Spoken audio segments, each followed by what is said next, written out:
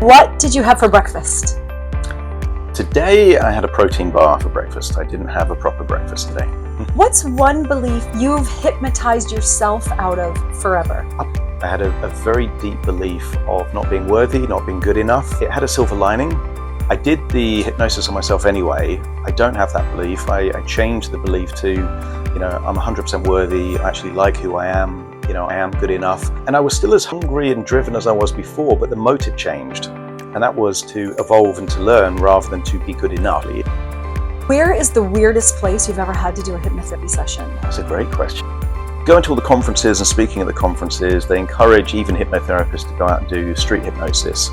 So I've hypnotized some people on Fremont Street, the old Vegas, where you get them doing, arm catalepsy and your foot stuck on the floor and this kind of stuff. So I think I would say more recently I've taken to recording hypnotherapy videos out in nature. I did a hypnotherapy session while perched on this kind of incredible landscape, just speaking into a microphone. If you could hypnotize the whole world to believe something, what would it be? Belief that in life you either win or you learn. In hypnosis we've got this term called a double bind. A double bind means that whatever happens, it's going in a positive direction. So win or learn is a double bind because...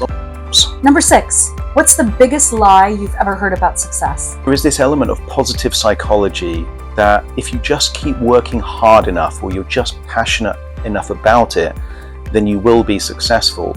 And I don't think that's true.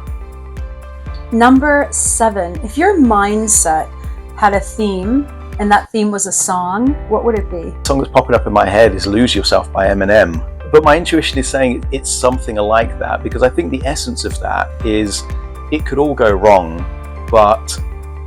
What is the one thing you do daily that keeps you in the zone? As a hypnotherapist, in your PR agency, in life? At some level, I have a high level of personal responsibility. So, if it's going to be, it's up to me is the kind of the thing. I also love going to the gym and working out, and I think that is a form of mindfulness. It's a form of getting me in a particular zone. And I like being creative. So whenever I'm creative, I think that is a form of building new neural pathways that open up doors of opportunities. So there are certain things that I do, but I'm not a big fan of kind of routines and regimes and that kind of stuff. Question number 9, what would younger Adam never believe about your life now? Everything. Like if I had a time machine and I could go back to that anxious, shy, introverted teenager and just say half of the things that I've accomplished, or they wouldn't believe any of it. And I think I've exceeded the expectations of my younger self. That's what growth is. But the belief that I would be able to, be financially free quite young, have several businesses, have lots of properties, spend a lot of time traveling, have a stunning girlfriend, like that version of me would not have believed any of that at all. Question number 10.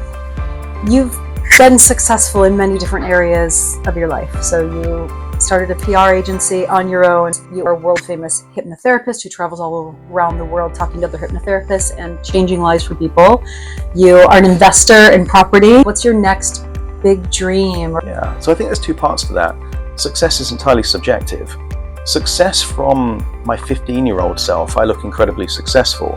But there are loads of people exactly my age that I would consider infinitely more successful than I am. It's all on a spectrum.